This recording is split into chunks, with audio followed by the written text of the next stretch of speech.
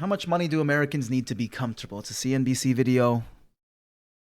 And I mean, dude, if you're like me, you guys are struggling with money. And I think I'm pretty good at saving my money. And I live alone. I'm not married or anything, so I work off of one income, and I'm a teacher. So I make just salary alone, sub $60,000 a year. My pay this year is $58,000 a year without any of the other extra duty I do. With all the other extra duty I do, I'm closer to 70. Or not 70, sorry. Yeah, 70. But like 3.5 years ago, I could afford my apartment and all the bills and, cat food and also going out and all that stuff, and I was fine. But now, and within the last 2 years, it's like I find myself struggling, and I'm wondering if I should get a second job. But I thought this video would be interesting to. Probably going to be a little depressing too. The average American says they need to earn $233,000. All right, checking the volume. The average American says they need to earn $233,000 a year to be financially. I would settle for 100,000. And 100,000 isn't that much money every year. But if I had 100,000, a lot of my issues would disappear right now. Financially comfortable. But in 2021, American workers on average made only $75,203. And I make under that. I hover right at 70. Americans are sort of looking at how much money they would like to have to be financially secure, and that ends up being basically 3 times what the average income is in this country. And to be 3 times the average American income financially secure. Everything is so expensive now. You see, like a bag of Doritos, like a family-sized bag of Doritos used to be like $3, $2.99 at Walmart. It's like $6, $7 now for a family-sized bag. Those little 25-cent chip bags, like the little individual snack size. I used to go to the gas station or whatever, and it was 25 cents. Those are $1 now. And then for $1, you used to get like a bag that was like this big. And those bags are now like $2, $2.99. So those graduated to the family size price, and the family size has now graduated to the price of a fucking Chipotle burrito back in 2005. And a Chipotle burrito is now $12. Shit's ridiculous. You can't afford anything. I'm gonna let the video play, but like everything's so expensive.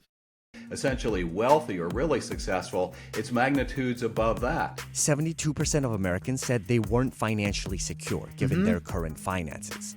And more than a quarter of Americans said they'll likely never be financially secure. Especially this is very familiar to me, as like I'm friends with, obviously a lot of teachers, but like, dude, some of the teachers I talked to, I had my first year teaching in DeKalb. It's like buttfuck Egypt in Illinois, like the little podunk town. But she was saying that even with her husband working, I think he was like a mechanic at Ford. She was a teacher. She lives paycheck to paycheck. Her and her husband with 2 kids. And obviously the 2 kids plays into it, but I need you to understand that in 2014 at that time, DeKalb was really cheap to live in. The taxes were high, but like, dude, houses were like $86,000. You would have to fix them up a little bit, but $86,000. That's cheap as fuck. But she was paycheck to paycheck, picking up every after school activity she could for money. Ridiculous. She said, I have no retirement. She has nothing saved up. She said, so when you're a teacher, you get something called a 403B. She has no money in there. She also, like she didn't contribute any money to it or like start one because she said she just couldn't afford it. And then I don't know if she has to pay into the teacher, like the TRS, the teacher retirement system. I don't know if that's mandatory or not, which I should fucking know that. But I mean, if it's not mandatory, I'm assuming she didn't put any money into it. Their debt is lower and their savings are higher coming out of the pandemic. but they're more anxious about what's going to happen next, if they have job stability, if they're going to be able to have more anxious. By the numbers, their debt is lower and their savings are higher coming out of the pandemic. My debt is exactly the same. That's not true. It's almost the same. My car is completely paid off, but I still have some of my school loans. I'm working on that 10-year loan forgiveness. This is my 10th year, by the way, so hopefully I get it. But my savings, down the drain, dude. But they're more anxious about what's going to happen next, if they have job stability, if they're going to be able to have secure retirement. With well over half of Americans living paycheck to paycheck, many are failing to meet some of their modest. I did the math, man. I'm 2 paychecks away from being homeless. And I'm much better off than a lot of my friends. Like some of my friends that I talk to are like, we're taking loans. I'm using my credit card for everything, but I'm like 2 paychecks away from being homeless. Like if I don't pay rent, my rent, while not a lot compared to the rest of the area that I live in, has jumped significantly. And so I have very little left on the side for myself lately. This is why I've been thinking of picking up a second job. But if something happened and I didn't get paid for a month or two, I'd be done. I'd have to move back in with my parents. Like this shit is really sad. Like we're one of the wealthiest countries, but like the gap in finances between people, like in wealth, is insane. Financial goals. There are actually millions of people struggling. It's not something that people want to talk about, but if you're in a place where your financial security feels super precarious, you're not alone. And it's not your fault. So how you're not only not alone, the group that you're with and experiencing this with is so large now compared to what it used to be. There are so many people struggling more like I was about to say that maybe it's because now as an adult I can see things more clearly, but I feel like I've been able to see this type of shit since 2014 after I graduated college, and it is definitely worse. Plus, like, I don't know, so I live near Chicago, and when I was growing up, we had homeless people, but you really wouldn't see homeless people everywhere. You'd see maybe 1 or 2 near Lower Wacker Drive. You'd see a couple near each highway exit, trying to catch people coming into the city. Now you see tents everywhere. I see like homeless people on every highway. Anywhere where there's like a Starbucks or a Dunkin' Donuts, like where there's a lot of traffic of people, you'll see people begging for money. I know the last I heard from one of my friends that lives in Chicago, he said like Lower Wacker Drive is pretty much just all homeless people now, which is fucking crazy to me. And the tents are not just there either. Like they're all over the place.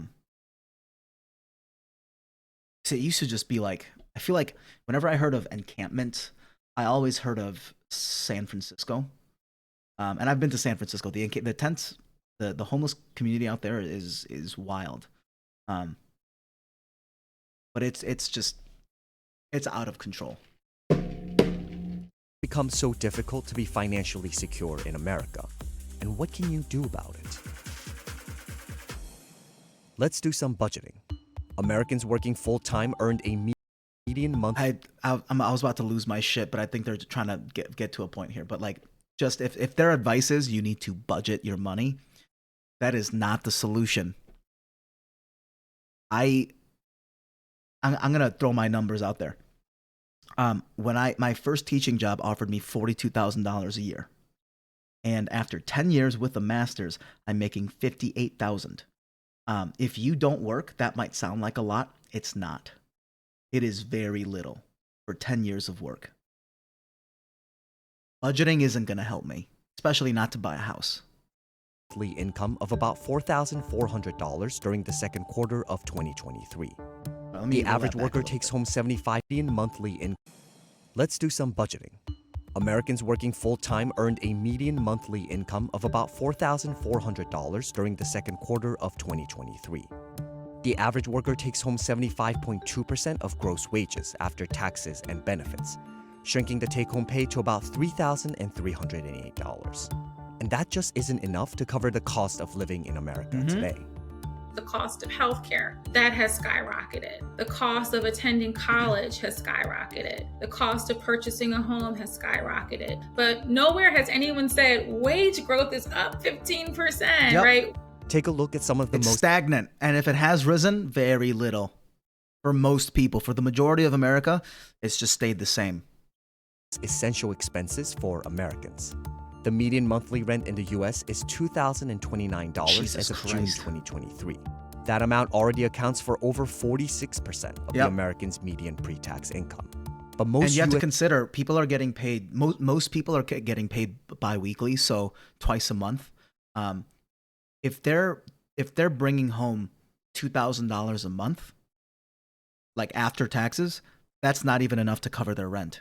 So the first paycheck, they just have to put to the side and hold on to it. So like, what are they supposed to do for food? You know what I mean? They have to either really know what their budget is and only buy within, the means of that budget, which you should be doing anyway, or they're just like banking on, or they're just using their credit card to pick up everything. Because a lot of people aren't taught how to budget, believe it or not. I feel like most people just kind of see the money in their bank account and they use it. And I was like that for a long time too. But yeah, it's ridiculous. U.S. agencies classify spending more than 30% of one's gross monthly income on rent as being rent-burdened. Meanwhile, the median mortgage payment for a 2,400 square foot house was $1,957 per month. However, a common rule of thumb advises spending 28% or less of your pre-tax income on mortgage payments. For the median gross monthly earnings, that translates to just $1,232. As we talk to households and talk to consumers out in the real world, especially those, say, under 40, housing is the big issue. Rent, mortgage. It is the biggest concern that people aren't going to be able to make the next payment. Inflation is really hurting individuals having stability in their housing. And I think sometimes we underestimate that if you have uncertainty in your housing, it causes uncertainty everywhere. Yep. Housing is also the reason why cities have become more difficult to afford. Americans said it would require more than $1 million in net worth to be financially comfortable in places like San Francisco, New York. Don't move to San Francisco or New York, especially like the suburbs of New York, sure. The suburbs of California, sure. Do not go to San Francisco or New York City. That's just my advice. Dude, my friend pays $1,800 a month to live in a 3-bedroom apartment in, I think he lived in like Brooklyn, or was it a 2-bedroom apartment? But $1,800 a month. And he said he splits the room with somebody. That's insane. And I have a friend living out in San Francisco who said his rent, with his buddy, they pay about $3,000 a month each. Granted, they are living in a kind of nicer place, but like, it's not so nice that it should be $3,000 a month. It's not like fucking penthouse in, York and Southern California. This is why we've seen some migration or mobility around the country where some people say, I'm living in a high-cost state like California or New York. We really want to sort of pack up and go to an area that's less expensive. And one of the ironies of that is those places that were cheaper before are now becoming more expensive. Americans spend on average $690.75 on food every month, according to the latest data from the Bureau of Labor Statistics. That amount is significantly higher than any of USDA's estimated grocery bills, including more generous and liberal food plans. Add the out-of-pocket health expenditures that cost the average Americans $96.42 every month, and you get a total expense of $2,816.17 for renters, and $2,744.17 for homeowners. That amount already accounts for 85% of the median take-home pay for average American renters. But also, you have to consider, I think for homeowners, it's actually a lot more. Because, they're paying less because of their mortgage and, they're working towards owning a home, but they have to put in repairs. If something breaks in my apartment, I just call my landlord and he'll fix it. You know, I've got like an online portal for maintenance. I'll just put in a ticket. They come that day. But if you own a home, if your washer dryer breaks, you're paying money for that. If you guys need you know, a new water heater, you're paying for that yourself. There's nobody to help you. You're either gonna have to dip into your savings, or you're gonna have to take out a loan. What's up, man? I'm not really replying too much to TikTok comments, but good to see you. And over 82% for an average homeowner. This is excluding other essential expenses like transportation, childcare, and debt payments. It also doesn't include, he didn't say anything about internet, phone bill, if you've got a dog or a cat. Obviously, if you have kids, it's not just food that you're buying them. You're going to have to buy school supplies. Kids also have to be nurtured like with toys and books and shit like that too. And obviously, you can go to the library and get stuff for free, get hand-me-down toys and things like that. But it's still money to get some of that. Not the library, but everything else. Many Americans are really struggling with just the increase of costs of living and food and housing. Utility bills have gone up. Car insurance has gone up. Homeowners insurance has gone up. And how can they pay for them, but also meet other goals that they have too? Budgeting experts advise Americans to spend just 50% of their net income on essentials. Take a look at this. Americans are advised to spend their savings and paying off debt should be 10%. Wants should be 30%. Essentials should... Only that were. If only that were the case. This is, I think, really out of touch with how much people make money. This is not how it works for most people. 30% on wants and 20% on savings. Oh, and every 6 months I have to pay insurance. My insurance premium jumped up. It used to be $600 for half a year. Now it's $850. I had to cut coverage just to make it the same amount of money. So I'm paying that, you know, car payments for when I need to get it fixed. And dude, these new cars, I only need to get my car serviced twice a year, according to the owner's manual. Like, these new cars are great. But at the same time, the service, because you're only going in twice, they've bumped up the price of all services. The last time I got a system flush and an oil change, it cost me about $250 to $350. That's fucked up. Paying off debt. We see that allocation shifting significantly, where people are spending 75% of their take home just on needs, which leaves very little for wants and very little for saving for your financial future. Yep. So depending upon where you live and of course your income, many Americans really cannot meet that target allocation. And I don't believe in the whole, like, well, you should be saving for retirement, like, and stop spending stuff on the things you want. Life is not worth living if I can't buy things that I want every once in a while, right? Like when the PS5 came out, I was living at home with my parents. So when the PS5 came out, I was immediately able to buy one. If it came out now, I could afford one. I wouldn't get one though, because I would be worrying about, like, well, what if I, you know, don't have money for my next oil change, or, you know, the insurance premium for every 6 months. Like, you know, if I don't have that money, I don't want to spend it. But that would make me very, very miserable. People need things to look forward to, not just retirement, because retirement's fucking far away. I think for me, it's 67. Now they're trying to raise it up past 70. Fucking assholes. But retirement's, you know, not until I'm fucking in my 60s. So I need things to look forward to too. You know, I shouldn't be called like irresponsible just because with my groceries I also buy a 12-pack of Coke. You know what I'm saying? Not like Coke, but like just Coke. So much of managing your financial life in America today is like drinking from a fire hose. Or because I have a Crunchyroll account, that type of thing. Many households are not able to show up and impose a framework of their own design onto their finances. Many are still in this reactionary space where they're just trying to figure out how to make ends meet. The Federal Reserve has implemented 11 interest rate hikes to combat inflation since March 2022. But more than a third of Americans said rising interest rates kept them from financial comfort. Yeah. Higher It's interest impossible to rates pay it really off. can stand in the way of affordability for many financial activities or decisions that people want to engage in, and home purchases is sort of at the top of that list. Look at the person who was going to buy a house that was, let's say, $375,000 2 years ago. Their monthly payment would have been less than $2,000. Now it's about $3,400, and it's the same house, right? The only thing that has changed is the interest rate. Yep. Purchasing a car is more expensive. It's more expensive to maintain Purchasing a car. When I got my Camry back in 2018, obviously I couldn't pay it off immediately, but my insurance rate was about 3.75. So every month I had to pay an extra 3.75 of whatever the monthly cost was towards the Toyota dealership that I got it from.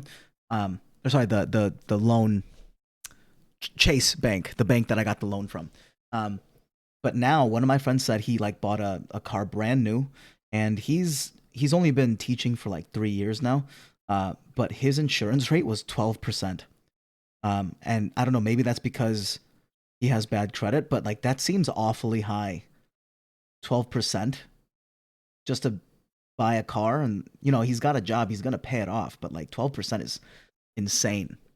Balance on a credit card, with the new offers for a credit card, even for the best qualified individual, being at 20.5%, and other people are paying closer to 30%. The cost of capital is going up very rapidly, and many of the kind of toeholds we saw for lower income households was because they were having access to credit and to home loans and to other things in a relatively flat economy where they still had a good job market. The ability to access credit, both for small businesses and for households, is getting much harder as the financial system becomes more risk averse in that space. Credit is essential because Americans don't have the savings to cover big expenses. More than 40% of Americans blamed insufficient retirement funds or emergency savings as the reason for financial insecurity. Yeah, if I got hurt and had to go to the hospital, the ambulance alone, I think, would make me homeless. Recently, one of the people I teach with, her kid had to go to the hospital, and she showed me the bill for the ambulance. $2,700. $2,700. I can't pay that shit off. If I had to go to if I got shot or stabbed, I would drive my ass to the hospital myself. Or I'd just go home, pour some alcohol on it, bandage it up, and hope for the best. Like, I can't afford that shit.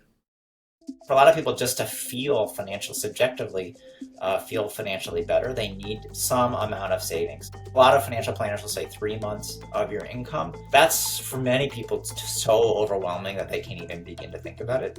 More than half of Americans today said they didn't have at least 3 months of emergency expenses saved. I did. Including 22% that said this they year had no really emergency kicked my ass. savings at all. It doesn't take unemployment to really knock somebody out of whack with respect to their personal finances if they're among the many Americans who say they cannot afford a $1,000 emergency expense and to pay that from their savings. The reality is, if expenses are routinely higher than your income, you are not going to be able to put away meaningful sums. There are many, many households who do the verb of saving. You see money go into their account all the time. It just doesn't stay there because they are routinely hit with a need to grab that little bit of money and use it for some kind of income shock or unexpected expense or even expected expense. 36% of Americans said they had more credit card debt than emergency savings. Yeah. According to Experian, All of my friends. The only person I've talked to about money that doesn't have this, he lives at home still. Which, no shame in that. He's single, no kids, no girlfriend, no nothing, but he lives at home. And he said he's one of my only friends I know that has a high amount of savings because all he does is work and then put his money into his savings, whatever that looks like, stocks, a savings account, whatever. I mean, he still buys stuff for himself, but because he doesn't have to pay for rent and bills, he's doing great. But all of my other friends that are married, have kids, have homes, all struggling, all have credit card debt or debt of some kind, some type of loan they took out, whatever. an average American holds a debt balance of $96,371. Mine's much lower than several that. loan products like credit cards. Mine is much lower than that, but I do have debt, but mine's way lower than that. auto loans, I feel like I'm lucky. and mortgages. More than a quarter of Americans said debt was what kept them from financial security.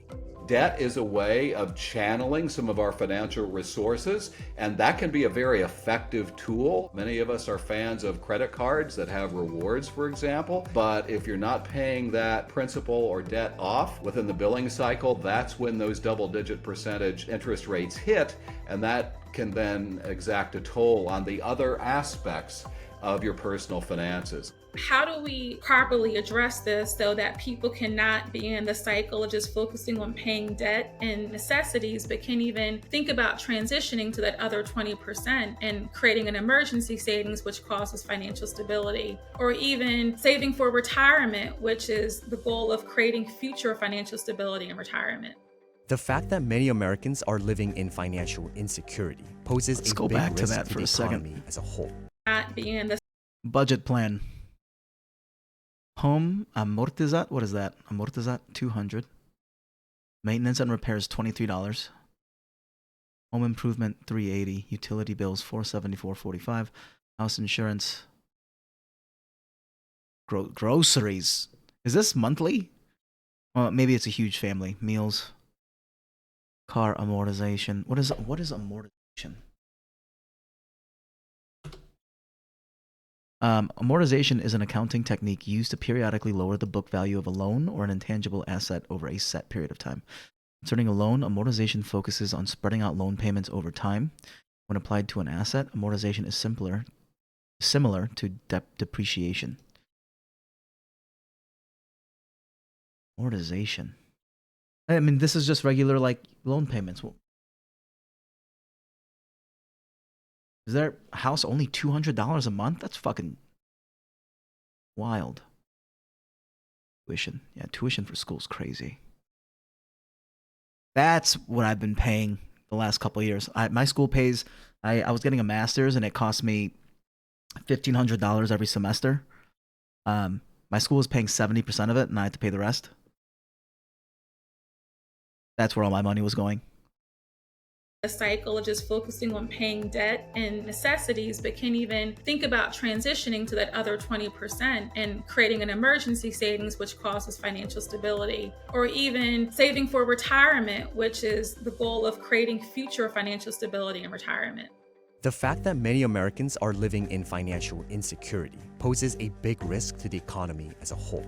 There's a reason why we measure and monitor very closely things like consumer confidence or consumer sentiment, because what populates those data points are everyday measurements like inflation and the strength of the job market.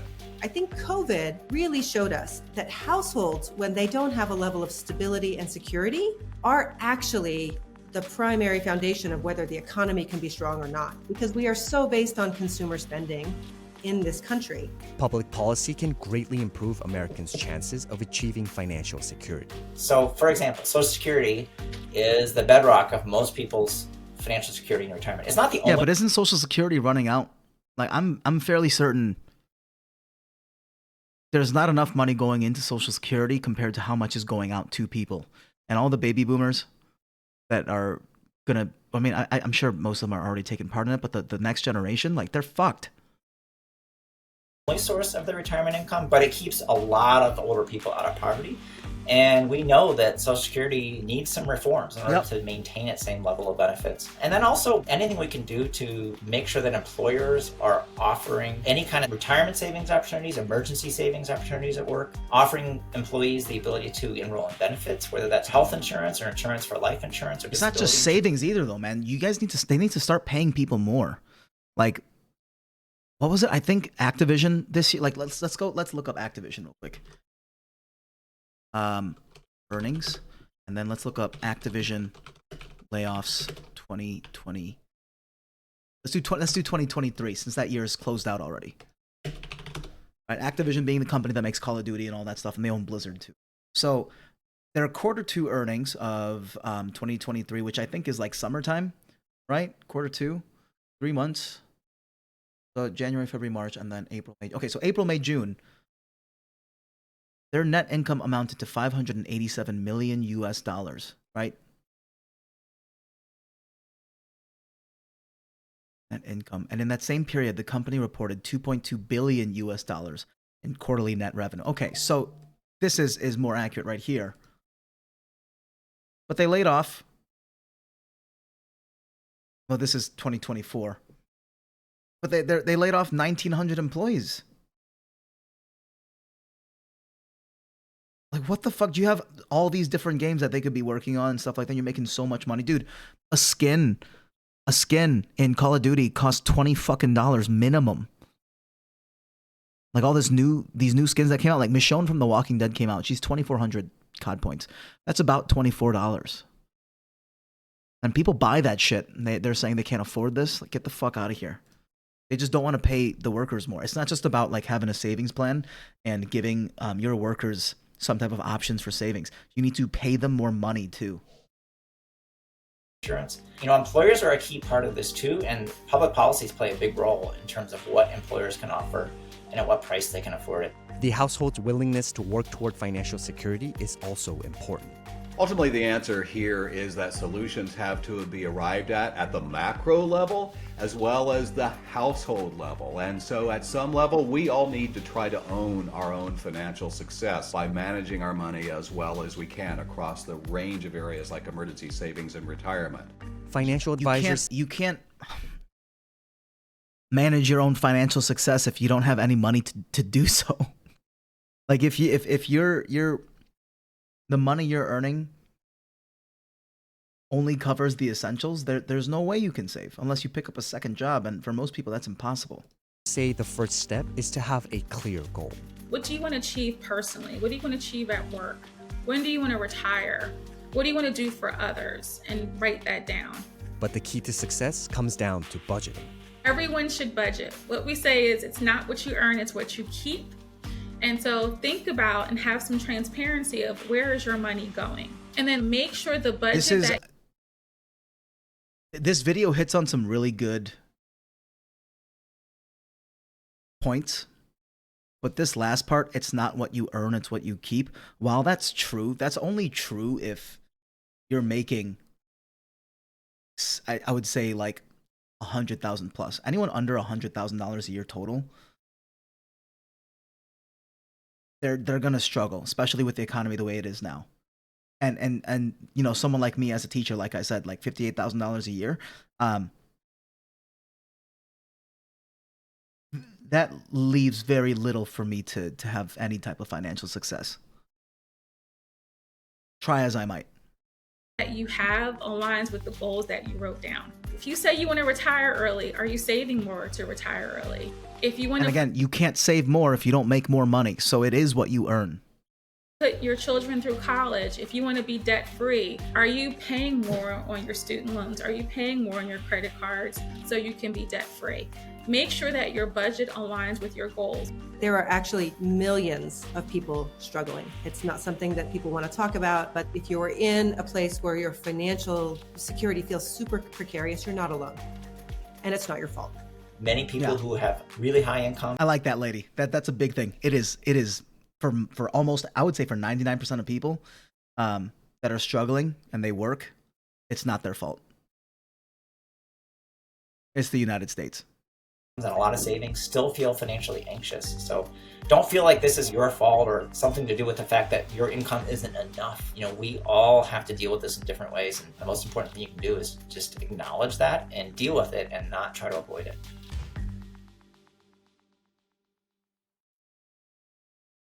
What did he say? Feel like this is your fault or something to do with the fact that your income isn't enough. We all have to deal with this in different ways. And the most important thing you can do is just acknowledge that and deal with it and not try to avoid it.